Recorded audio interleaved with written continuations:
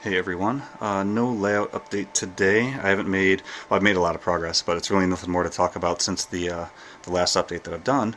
But what I did want to talk about is this train that's sitting on my layout right now. So this is a model that I've done of the Amtrak Wolverine, which is basically a commuter train that runs between Detroit and Chicago.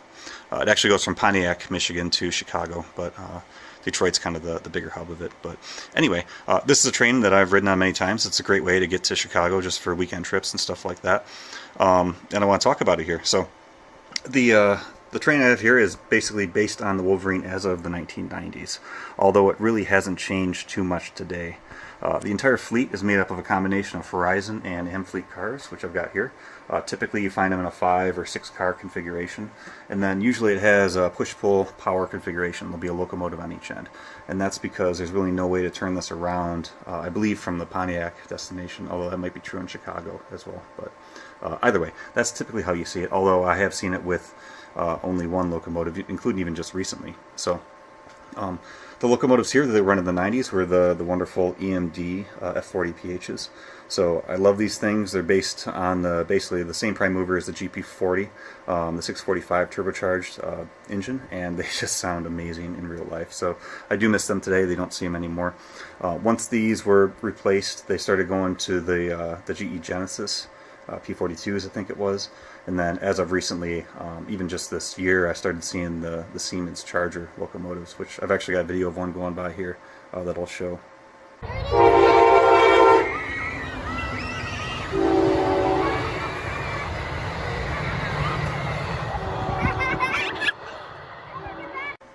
So anyway, with F40PHs, which I've got here, I went with the Spectrums. So these are very plentiful on eBay, and while they're not the most detailed to modern standards, they still look pretty good. But the Spectrums have always been really nice runners. The motors in these are very well. The gears on them are very well. You can especially convert into DCC, which I have not done yet, but once I do, they run very nice. So beyond that, I've got a set of Horizon cars here. These are all made by Walthers. There's some other companies that make them now too. Walthers are definitely the most common. They do get rather pricey, so I've just been trying to find them used cheap when I can, and I finally got the configuration here that I have. So typically on the chain you'd always have one food service car or dinette, and then you'd have a series of coaches beyond that. And again, they're always mixed between the Amfleets and then the Horizons, and it varies. Sometimes it'll be all Horizon and one Amfleet, sometimes it will be split 50-50. Like it really just varies from time of the year and just the configuration they have there. And then, like I had mentioned, there's usually power on each ends, so you've got a locomotive basically just, trailing behind, or in this case, push-pull configuration. But yeah. So beyond that, I do have a couple cars. All of these are basically the Phase 3 color scheme, although I think one of the locomotives was Phase 2. That was typically what you found during the 90s, before the Phase 4 stuff came out, which I actually have a Phase 4 car here. I'm not using it right now because I believe it was a little bit past the era that I was actually modeling. But I also have another Walthers food service car here, but in the Amfleet instead of the Horizon, which you would also see configured in this train instead of the Horizon food service car there. So. But anyway, I'm glad I finally got this together. It's kind of neat to actually finally have the model of it based on the exact configuration that I would ride on, back then. And I still ride on now. Like I said, it's just now it's the more modern locomotives. But so again, there's really no purpose for this in my layout other than just having it sit here, on one of these mains, just being held up by a freight as they're doing some switching here, which is typically what would happen because it is mostly.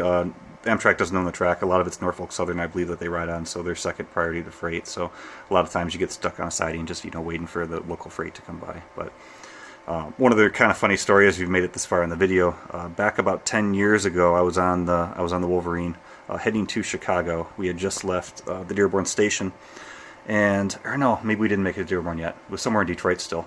But the track was pretty bad there. It's like a 15-20 mile per hour speed limit. They're going really slow, and the train actually derailed.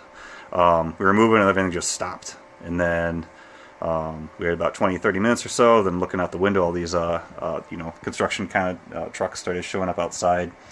And at that point, we knew it was pretty much over at that point the trip. So because we were blocking traffic, it was the tailing engine that actually derailed off of the train from the direction we were heading, and that one was the one providing power. So for whatever reason, they disconnected that locomotive, and then a Norfolk Southern freight actually pulled the whole train up into a point where one of the upcoming stations. I can't remember how far it was. And then there we actually all got off in buses, and they bused us to Chicago, which was really disappointing because I was looking forward to that train ride. But it is what it is. We got vouchers for it and used them for another trip to Chicago like a month or two later, I think it was. But anyway, again, just a quick update on this, the Amtrak Wolverine. So hopefully someday I'll have a layout big enough where I can actually run this around, but just wanted to show this here. So again, hopefully you found that interesting, and thank you for watching.